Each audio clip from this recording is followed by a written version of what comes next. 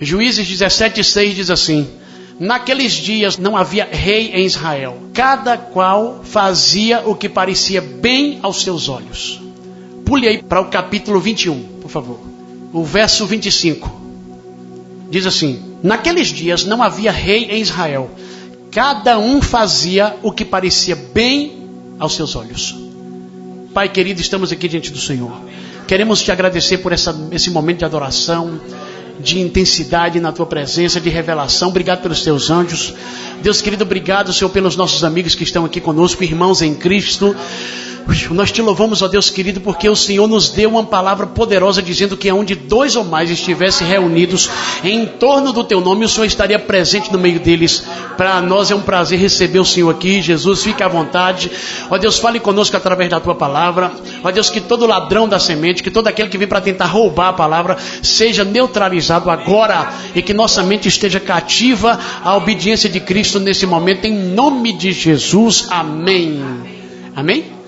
Pode sentar, querido. Quando você compra um produto, ele precisa funcionar. Você comprou uma televisão, chegou em casa, ela não está funcionando, o que você faz? Devolve.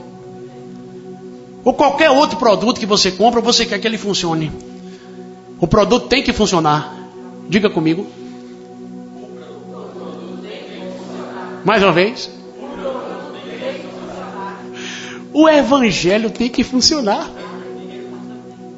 O evangelho precisa funcionar de forma plena. E o evangelho não está funcionando na maioria dos lugares. Por que o evangelho não está funcionando na maioria dos lugares? Porque aquilo que gerencia o evangelho, a palavra de Deus, foi abandonada. Vocês viram como Juízes termina? Terminou estranho, não foi? O livro não terminou assim com a saudação final. Não havia rei em Israel, e todo mundo fazia o que o nariz queria, apontava, fazia. Terminou assim o livro. A Bíblia é honesta. Na Bíblia nós encontramos coisas maravilhosas, mas na Bíblia também nós encontramos coisas terríveis. Por que a gente encontra coisas maravilhosas e terríveis na Bíblia? Por conta do caráter de Deus. Deus é honesto, Deus é justo, e Deus não quer impressionar ninguém. Por isso tudo que é podre do povo dele, ele bota o Espírito Santo, escreve. Mas Davi matou o cara, escreve. Mas Abraão mentiu, escreve. Deus é honesto. Está entendendo? Abraão mentiu, Isaac mentiu, Jacó enganou, os irmãos de José vendeu o cara. Gente, que história ruim, rapaz. Os patriarcas, as 12 tribos de Israel, não é bom colocar isso aí, não é Espírito Santo, não, vamos colocar assim. Mal Israel saiu do Egito, já estava se entregando à idolatria. Sansão, juiz poderoso, se envolveu com uma prostituta. Gente, pense comigo, só um Deus verdadeiro ao extremo para não esconder a sujeira do povo dele. Deus não esconde a sujeira do seu povo.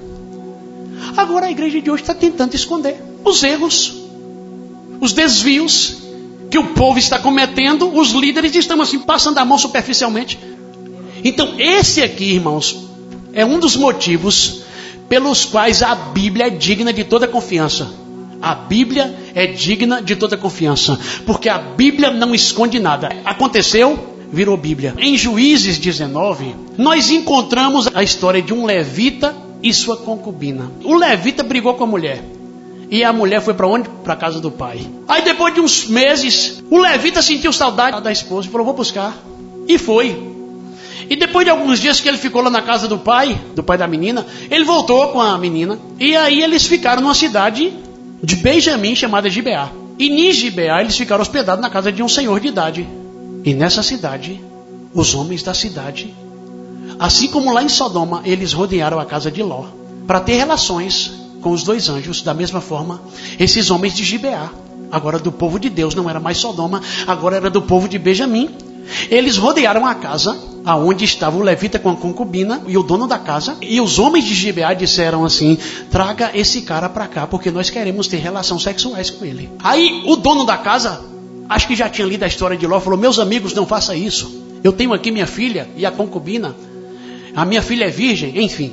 Eles deram a concubina e a filha para que os caras abusassem delas. E os caras abusaram delas a noite toda. E quando foi de manhã cedo, o que acontece? A concubina veio e caiu na porta da casa do Senhor. E quando o levita acordou para ir embora, ele falou com a mulher, vamos embora. E a mulher não respondia mais. Por quê? Porque estava morta.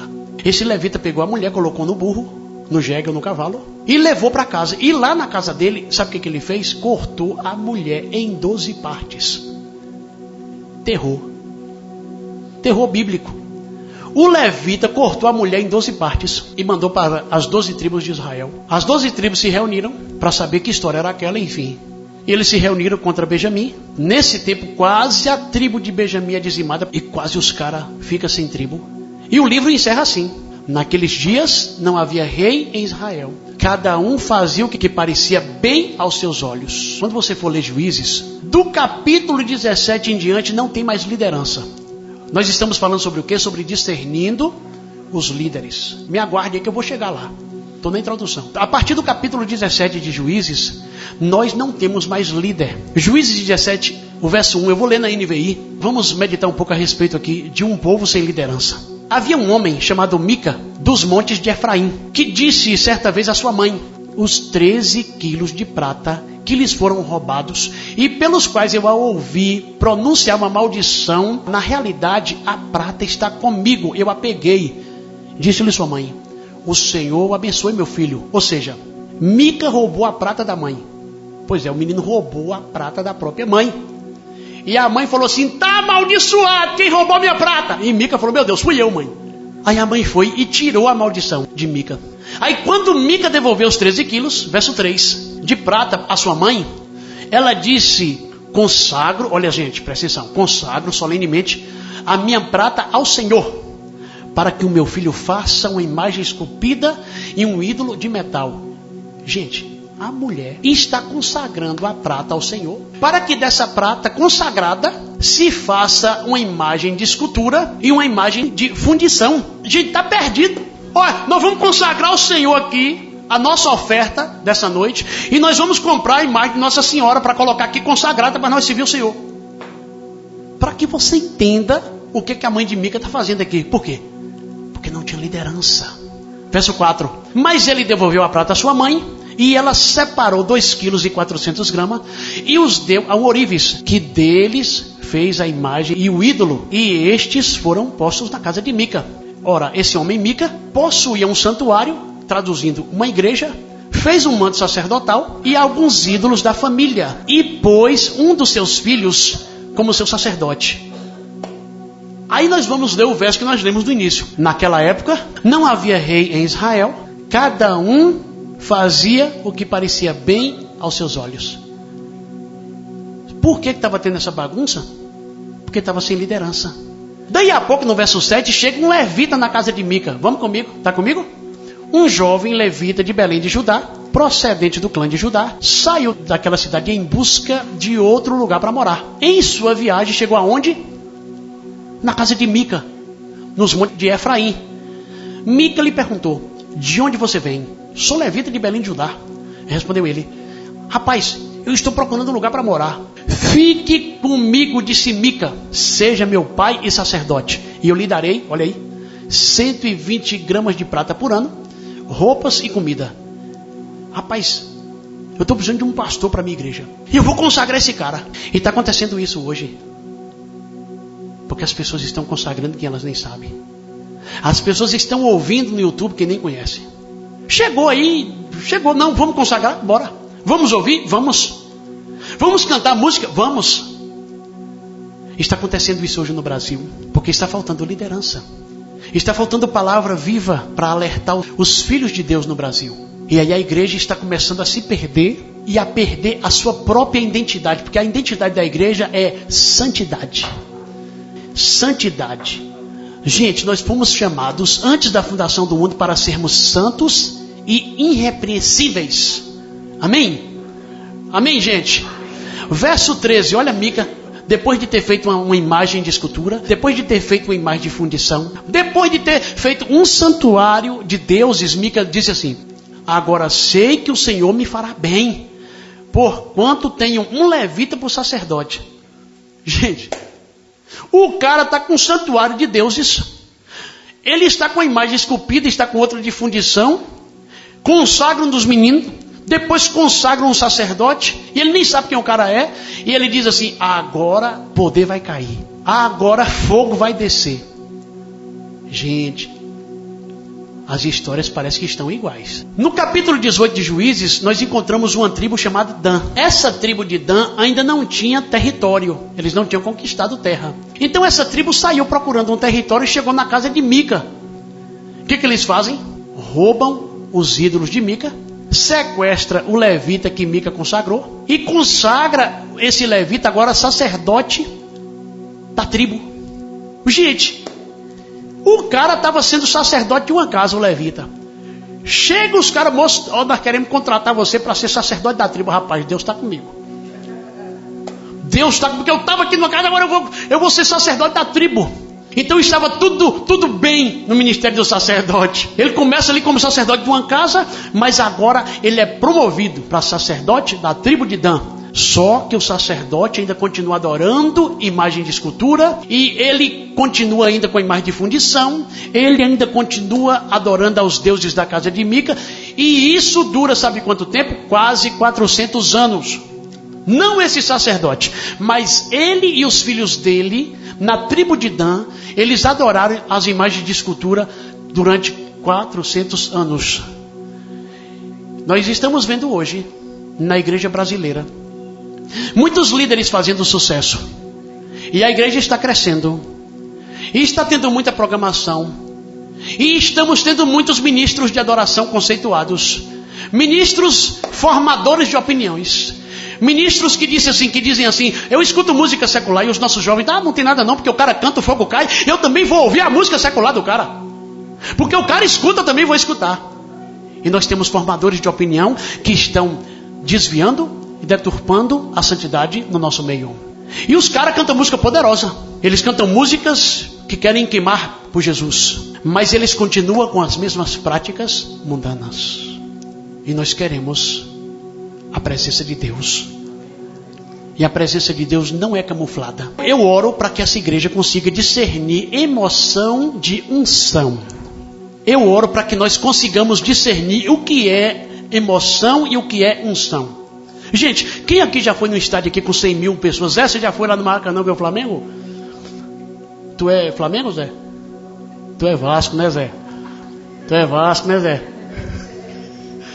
Eu tô lembrado da história agora, que quando o Vasco, você ia lá para a parte da porta e ficava com a santa na mão. Eu tô lembrado.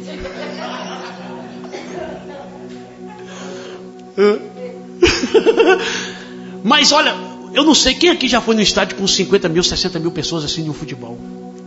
Eu acho que ninguém. Mas eu fico imaginando, sabe? 100 mil pessoas no Maracanã. Quem aqui gosta de jogar bola aqui? Cauã gosta? Gosta, velho. E Cauã é jogador. E Cauã, ele é Flamengo. Né, Cauã? Não?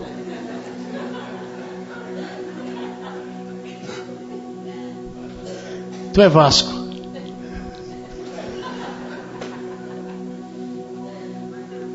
Bom, mas o Flamengo te contratou, mesmo que você não...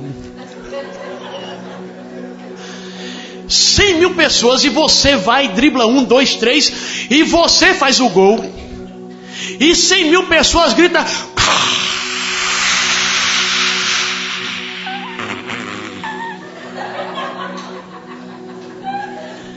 Ô Cauã, cadê você? O Cauã voltou. O Cauã voltou. O Cauã voltou. Gente, isso aqui é um cara cantando. Pense aí, 100 mil cantando.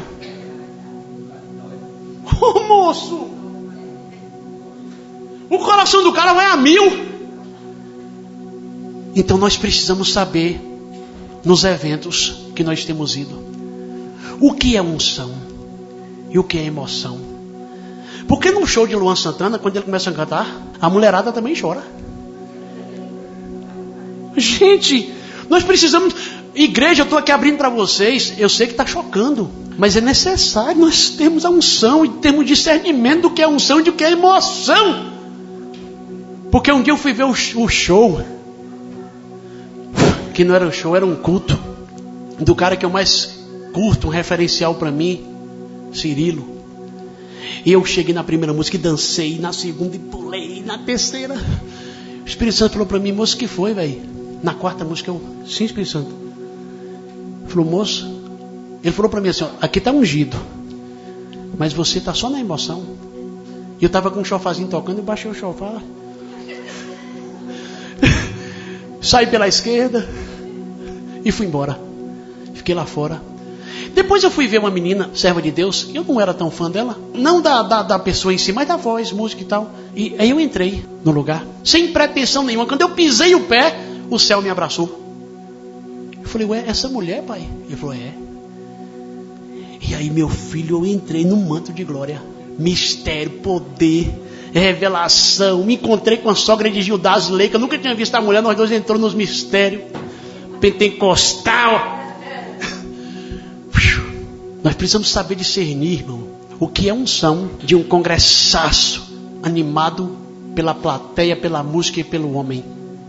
Precisamos. Fica com essa dica aí, viu? Hashtag fica a dica. Os caras estão continuando celebrando festas idólatras. Celebrando São João, gente. Fazendo fogueira para São João. Comida típica. Não, é coisa cultural. Cultural nada, cara. É idolatria. É festa a outros deuses. É cultura maligna. A nossa cultura é do reino dos céus. Continua cantando músicas compostas pelas trevas, os caras do evangelho hoje. Essa semana um cantou uma de Raul Seixas na igreja. Oh, tenha fé em Deus, tenha fé na vida, tente outra. Tá embolando a coisa, velho. Aqui no Brasil a coisa tá começando a ficar embolada. E se nós não abrirmos a boca e começar a falar, gente, agora é a hora de Malaquias 3,18. E outra vez vereis a diferença do que serve e do que não serve a Deus, do justo e do ímpio. Mas os caras não querem abandonar, porque os likes estão aumentando, as curtidas estão lá. Então a coisa está sendo confirmada, meu Deus do céu, porque eu estou recebendo aqui 1 milhão de likes, eu estou recebendo, minha música já tem 11 milhões de visualizações, mas eu continuo cantando música secular, então Deus está me abençoando. Aconteceu isso com Levita de Mica. A coisa estava bem para ele. Irmãos, quanto tempo dura a transição de uma geração? Quanto tempo dura a transição de uma geração para outra? 60 anos? 70? A transição, porque uma geração é 70. Mas para transicionar de uma para outra, abra comigo aí Juízes 2. Veja comigo o versículo 7. Vamos ver como funciona a transição de uma geração para outra.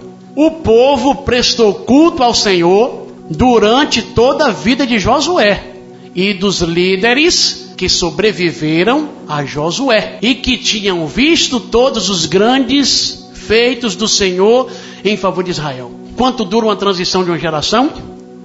Dura enquanto os líderes santos, dura enquanto os líderes verdadeiros estiverem de pé. Porque aquela geração continuou santa, prestando culto ao Senhor, enquanto Josué estava vivo e a liderança que Josué discipulou. Veja o verso 10. Depois que toda aquela geração foi reunida aos seus antepassados, surgiu uma nova geração que não conhecia o Senhor e o que ele havia feito por Israel. A turma da santidade está morrendo. Os pastores top, os caras da santidade que prega a palavra de Deus, os caras estão ficando velhos e estão indo embora para o céu. Está indo para a eternidade. E está ficando os pastores Nutella. Está ficando os Cadê Diogo? Não está aqui não. Eu vou usar a frase de efeito de Diogo.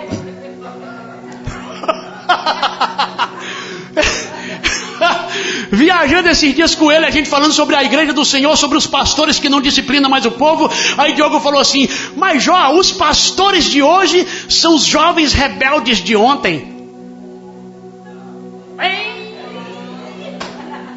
Essa vai para meu Face. É isso, irmão. A pastorada de hoje, na sua grande maioria, é aqueles caras rebeldes de ontem que não obedeciam os pastores, sendo tudo consagrado, como esse menino de Mica aqui, esse levita foi consagrado, sem ninguém saber de onde o cara vem. Ô gente, será que o pastor Florentino, que foi meu pai biológico e meu pai espiritual, estava tão errado na questão da pregação da santidade. Muita gente aqui que veio de outras igrejas onde a mensagem era pregada de forma clara e de forma séria também. Será que o teu pastor exagerou na pregação da santidade, irmão? Porque hoje a igreja está começando a perder realmente a identidade. Gente, é muito excesso na mensagem, é muito exagero na mensagem da santidade. Só foi Josué morrer, a liderança se desviou da verdade. Mas voltando à história de Mica, Juízes 18:30, diz assim: depois os filhos de Dan levantaram para si aquela imagem esculpida. Que imagem? Isso, a imagem que eles tiraram lá da casa de Mica. Eles levantaram para si aquela imagem esculpida. E Jonatas, presta atenção, Jonatas, filho de Gerson, o filho de Moisés, ele e seus filhos foram sacerdotes da tribo dos danitas até, olha só, até o dia do cativeiro da terra. Você sabe que de Juízes até o período dos reis foram mais de 400 anos. Essa tribo aqui, eles adoraram esses deuses de Mica por mais de 400 anos. Gente, vocês viram quem é o cara que Mica consagrou? Ó, pegou aí, e Jonatas, filho de quem? De Gerson, filho de quem? Alguns vão estar Manassés. Mas os escribas, eles ficaram com tanta vergonha de colocar Moisés, porque, irmãos, o cara que estava servindo a outros deuses era neto do homem que abriu o Mar Vermelho. Gerson é filho de Moisés. O neto de Moisés já estava desviado. Aí eu pergunto para você, você acha que nossa geração é melhor do que a geração de Moisés?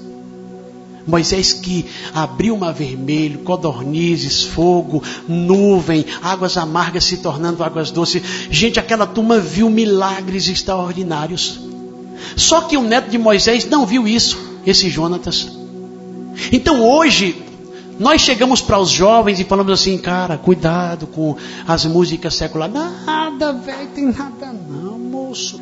Verso 31, assim pois estabeleceram para si a imagem esculpida que Mica fizera por todo o tempo em que a casa de Deus esteve em Siló. Gente, enquanto tinha uma casa de Deus adorando o Deus verdadeiro, a tribo de Dan adorava os deuses de Mica. Você sabia que Dan caminhou bem até o exílio? Mas você sabia que a tribo de Dan não entra naquelas 12 tribos listadas em Apocalipse? Por conta dessa idolatria aqui. Pode estar caminhando tudo bem para a igreja de hoje. Idolatrando ídolos, pastores, cantores. Pode estar tudo bem, mas no final nós vamos saber o que vai acontecer. Porque Paulo fala para Timóteo que tem alguns julgamentos que vêm agora, que acontecem agora. Mas tem outros julgamentos, algumas semeaduras que a gente faz aqui, que só vai ser colhida no dia do juízo final. Hoje nós estamos vendo a mesma história acontecer que aconteceu com Mica e com esse jovem Jonatas. Líderes adorados. Os cantores hoje são venerados. Idolatria a ministérios. Hoje nós temos mestres para todos os gostos. Nós temos líderes que pregam só o mover, mas não prega mudança de caráter. Então você vai ouvir só mover. Mover, mover, mover. Mas ele não vai tocar naquela área que você precisa saber para mudar. A galera quer queimar, mas a galera não quer mudar. Então esse fogo, irmão, vai apagar. Porque o fogo que vai continuar queimando é o fogo da santidade. Então hoje nós fazemos parte de uma igreja onde tudo é permitido. Hoje nós fazemos parte de uma igreja que as novelas entraram na década de 80 na casa da galera crente e entraram com um beijo hétero. E quando o beijo hétero entrou, a gente baixava a cabeça e ficava meio assim, meu. No início, na época de Jocasta, Mandala, o outro. Na época de Rock Santeiro, Davi Proporciona, meu Deus. Mas depois a coisa ficou normal. E hoje a gente recebe o beijo hétero no filme, na novela, e está tudo normal. Mas quando veio o beijo homossexual, aí a igreja, meu Deus, não. Então o beijo hétero pode. É isso? O beijo hétero pode. Não pode? Essa turma, essas atrizes, esses artistas, eles têm pacto com os espíritos de sensualidade. Falando da pegada pentecostal, pacto com a pombagira. Pacto com a sensualidade. E aí a gente fica pensando, por que o casamento está assim? E por que está aqui? Porque a pombagira está dentro da sala da casa, entrando pela TV. E aí a macumba entra através da novela, o espiritismo entra através da novela, o ocultismo entra através da TV. E a galera fica assim, meu Deus, não, mas o que está acontecendo com minha casa? Gente, Meu Deus do céu, que mensagem arcaica. Eu não acho, eu acho que essa mensagem é mensagem de santidade. Os programas de auditório que começaram na época de Chacrinha, que aqui a galera Nutella não conheceu Chacrinha, isso é coisa de Samai, de Reinaldo e de Zé. E as chacretes dançavam naquele tempo. Lá em casa não tinha televisão na época. E quando eu cheguei na casa de minha irmã, que eu vi uma chacrete dançando, eu tinha 12 anos de idade, eu fiquei estatalado, porque eu nunca tinha visto uma mulher de biquíni. E eu fiquei parado, falei, meu Deus, que negócio é esse, rapaz? Mas entrou na casa da galera crente. Alô, Terezinha. Entrou. E a gente assistia. E entrou as músicas, seguro tchan, amarro tchan. Entrou. Estou falando de programa de auditório. Não assistia? Assistia Faustão, assistia Gugu, sabão da banheira escorregou, assistia, galera. Não vamos negar não, moço. Assistia, gente. Agora que a gente está se consertando, agora que a gente está se santificando novamente, mas assistia. A viagem em cada olhar.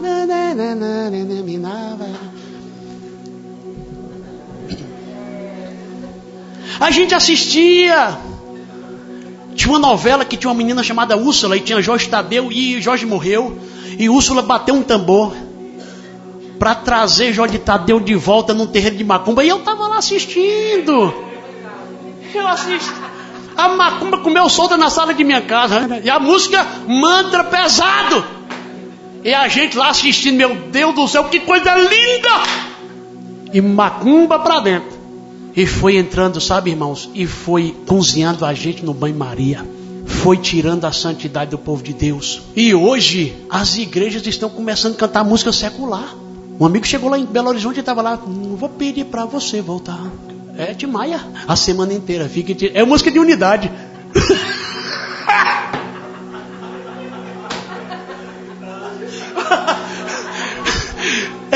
Eu não penso em dinheiro, eu só quero o quê? Eu só quero amar, só quero. É música de unidade, cara. Pega na mão do irmão que está do teu lado. As meninas dançaram nua dentro da sala de sua casa, mostrar chacrete, as paniquete. E as pessoas ficam perguntando, por que minha casa não está bem? Por que está tendo tanta guerra dentro de casa? O espiritismo lá, o ocultismo, o lesbianismo, o homossexualismo entrando. E por que está acontecendo isso? Porque a liderança se calou. Porque essa mensagem se tornou uma mensagem arcaica. Se tornou uma mensagem cafona. A galera não quer mais falar. Eles querem falar assim, de frase de efeito. Eles querem falar hoje de mover, de glória, de poder. Eu também quero, e eu falo, e você sabe que eu falo. Mas eu não vou vender os princípios da palavra de Deus, da santidade, da renúncia para a gente ver o amado. E não é só ver. Eu não quero uma visitação dele, sabe? Hein? Nós não queremos.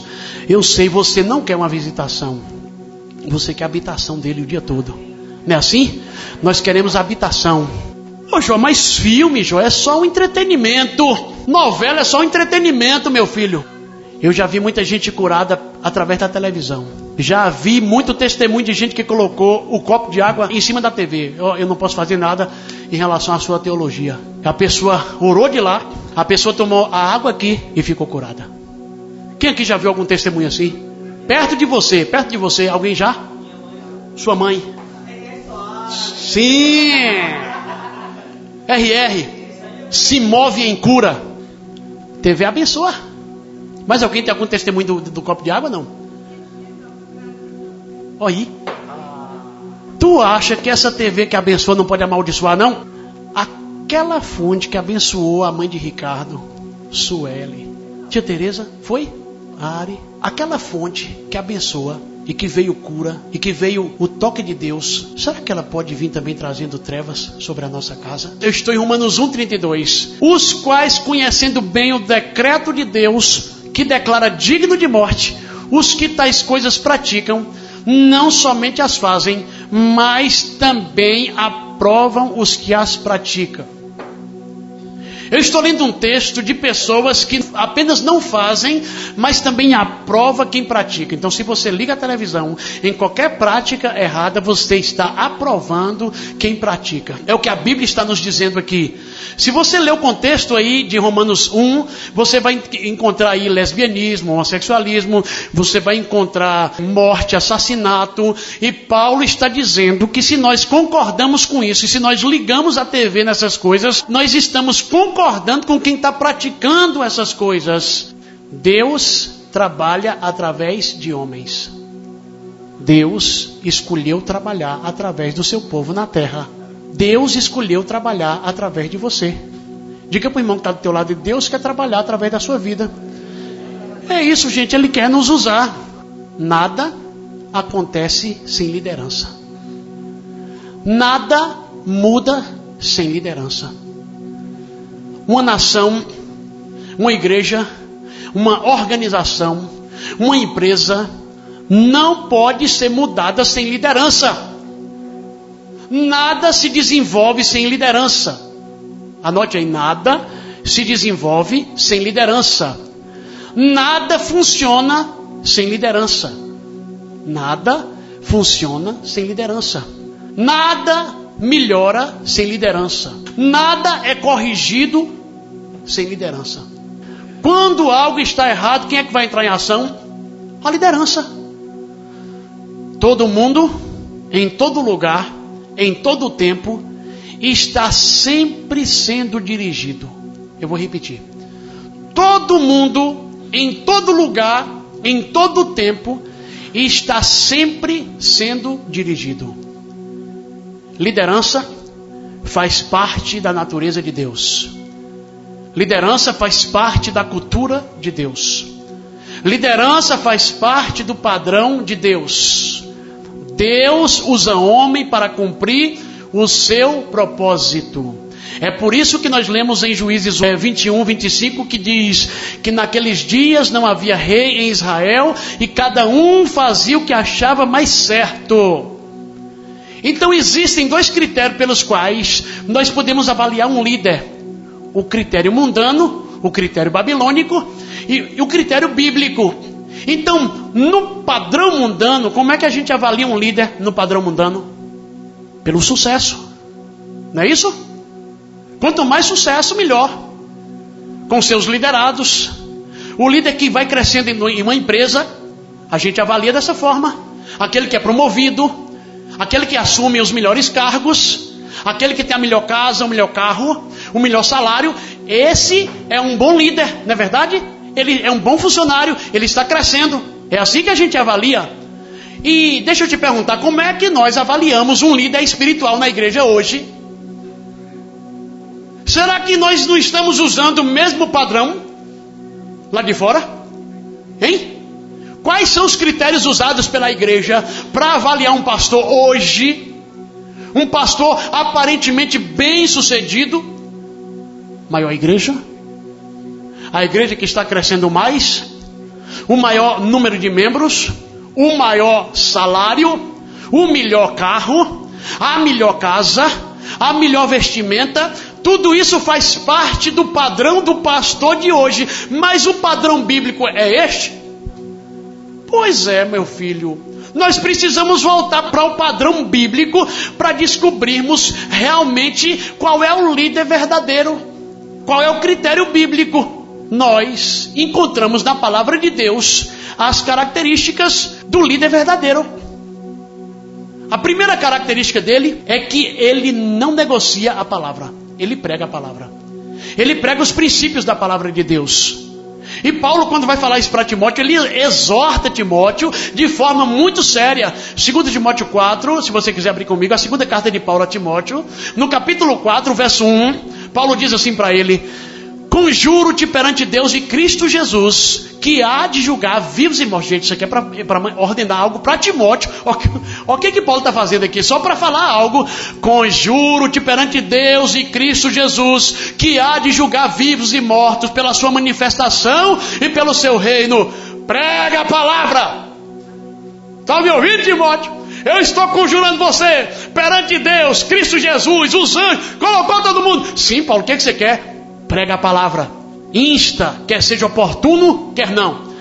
Corrige, repreende, exorta. Com toda paciência e doutrina. Primeira coisa do líder, palavra. Se não está tendo palavra, pode procurar um lugar que tenha.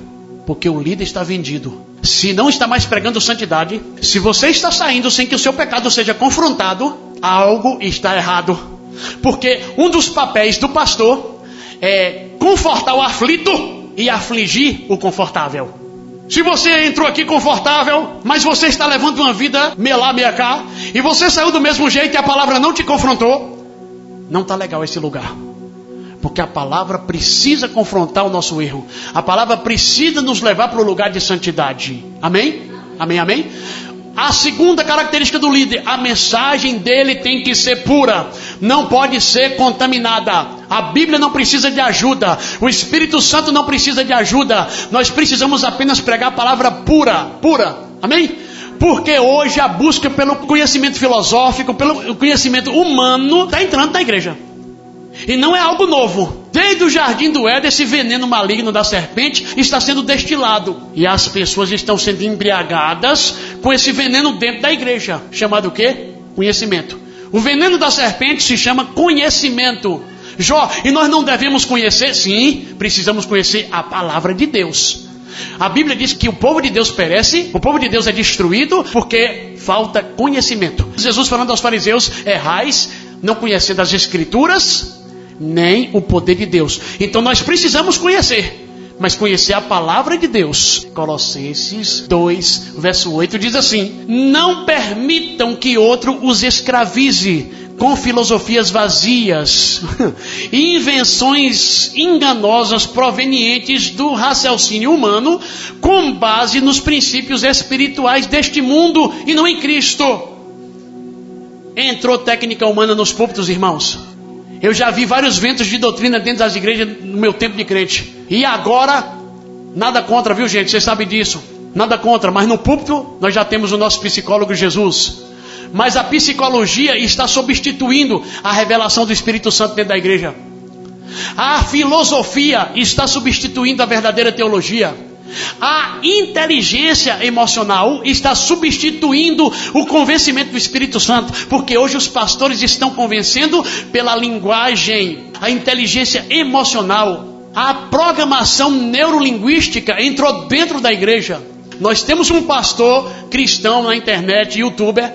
Ele é um dos mais fortes em coach e em neurolinguística, e todos estão seguindo esse pastor. Ele está bombando.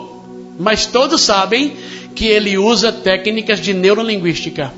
Todo mundo que conhece a ideia sabe que ele é inteligência emocional.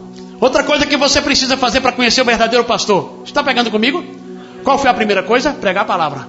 Qual foi a segunda coisa que eu disse aqui? Palavra pura.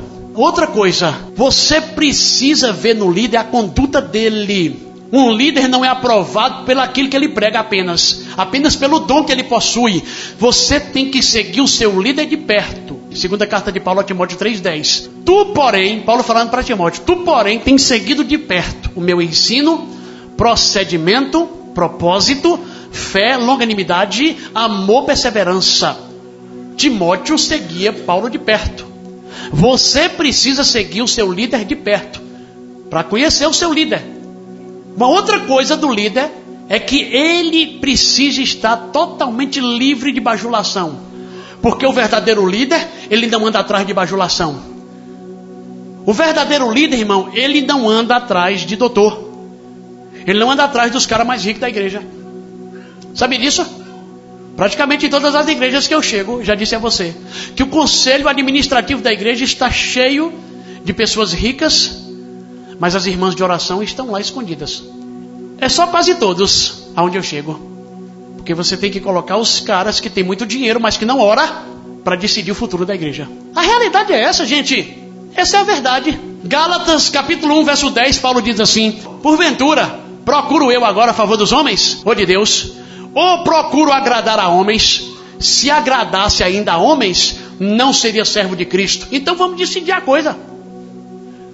Vamos agradar o Senhor. Porque se for para agradar homens, a gente vai agradar aquelas pessoas que estão mais perto. A gente vai agradar o cara mais dizimista. A gente vai agradar aquele que bajula. Mas nós estamos aqui para agradar o Senhor Jesus Cristo. Não é assim não? Hein? Uma outra coisa do líder, ele tem que ser transparente. Ele deve procurar andar em honestidade entre os irmãos. A vida dele deve ser transparente para com todo mundo. Eu disse a você na mensagem passada que os líderes lá de Judas, eles são como rochas submersas. Eles ficam escondidos. Você não sabe onde é que o líder está. É tipo político. Depois que ele ganha, ele some. Pastor é assim, depois que é consagrado. Antes de ser consagrado, estava em sua casa. Você viu o cara todo dia, mas depois que foi consagrado, ele sumiu. Foi embora. Gente, o que Paulo está falando? Vocês mesmos, falando para a igreja de Tessalônica, vocês mesmos são nossas testemunhas e Deus também é. Olha, gente, o povo era testemunha e Deus também era testemunha. De quê? De que fomos dedicados, honestos e irrepreensíveis com todos vocês, os que creem. Irmãos, Deus trabalha com homens. Deus trabalha com líderes. Deus trabalha com pessoas. Mas a única coisa que vai nos fazer permanecer nesse lugar firme é se o líder, o pastor, ele está subordinado à Bíblia. O pastor precisa estar subordinado à palavra. Por isso, meus queridos, tem que pregar a palavra pura, tem que seguir o líder de perto, o líder tem que ser transparente, o líder não pode andar atrás de bajulação. A vida do líder é uma vida pública, não tem jeito. Eu estou ministrando essa palavra para você, porque hoje é muito complicado nós pastorearmos com uma geração que busca conhecimento extra-comunidade. Porque antes a gente lia a palavra e entendia as escrituras. Mas hoje nós temos tantas ideias de tantos pastores no YouTube que está enlouquecendo a cabeça da turma. Porque a gente ministra uma coisa aqui e você ouve outra coisa lá. Mas antigamente a gente ouvia o que o pastor ministrava na comunidade, na igreja, e nós obedecíamos aquilo que estava alinhado com as escrituras. A remanescência vai continuar fiel. Porque, irmãos, em todas as gerações, só o remanescente permaneceu. Em todas as gerações, só o remanescente. Na geração de Noé, só Noé e a família. Na geração de Abraão, só Abraão e a família. Na lei, apenas os poucos sobreviveram. E na graça, nesse nosso período, nessa nossa dispensação, é só um remanescente, gente. Olha, eu vou dizer para você, nem todo salvo vai ser arrebatado. Nem todo salvo vai estar com o Senhor. Porque o engano é muito grande dentro da igreja. E nós precisamos abrir os olhos e começarmos a olhar as verdades na palavra de Deus. E viver a vida simples do Evangelho, porque o Evangelho é simples. E Paulo fala lá na segunda carta aos Coríntios, capítulo 11, verso 3, ele diz assim: eu temo que assim como a serpente enganou Eva com a sua astúcia, possa também estar corrompendo as suas mentes e tirando vocês das simplicidades devido a Cristo. Então, queridos, esse é um tempo de nós estarmos na simplicidade do Evangelho. E simplicidade do Evangelho é poder, irmãos. É cura, é libertação, é manifestação de Deus, é milagres, prodígios, mas é também santidade. É vivendo renúncia e discernindo a liderança do nosso tempo. Vamos orar, vamos ficar de fé. Ô Pai Celestial, nós estamos diante da Tua palavra nessa noite. E a Tua palavra, Pai, nos deixou tantas coisas a respeito de como comportarmos diante do Teu povo. Ó Deus, e eu como aquele que o Senhor tirou para estar aqui à frente. Aquela ovelha que veio adiante das outras. Eu quero me colocar diante do Senhor nessa noite. E quero te pedir que o Senhor tire de mim tudo aquilo que é raiz de engano. E que o Senhor possa me guiar, Pai, na Tua palavra, na verdade do Senhor. Para que eu possa, Pai querido, estar com os meus irmãos aqui submetido, subordinado à Tua palavra, Senhor. Sendo guiado apenas pelo pastor, pelo sumo pastor, Jesus. Porque o Senhor é o nosso pastor. E nós precisamos ser pastoreados por Ti. Ó Deus querido e soberano, eu te peço nessa hora que o Senhor possa arrancar de nós todo o vento de doutrina. Tudo aquilo, Pai Santo, que entrou e que não é do Senhor. Tudo aquilo, Senhor, que veio para contaminar a doutrina pura. Tudo aquilo que veio, Senhor Deus, para manchar a sã doutrina. Nós clamamos ao Senhor nessa noite, Pai, que nós possamos ser livres, libertos, ó Deus querido, de todas as palavras que têm nos atrapalhado, nos atrasado, nos retardado, em o nome de Jesus Cristo. Porque nós queremos avançar nas etapas da santidade. nas etapas da maturidade, Senhor. Ó Deus querido, em nome de Jesus, nós clamamos a Ti, que o Senhor possa nos sustentar, que o Senhor possa, Pai querido, nos proteger nesse período de trevas, nesse período difícil na terra.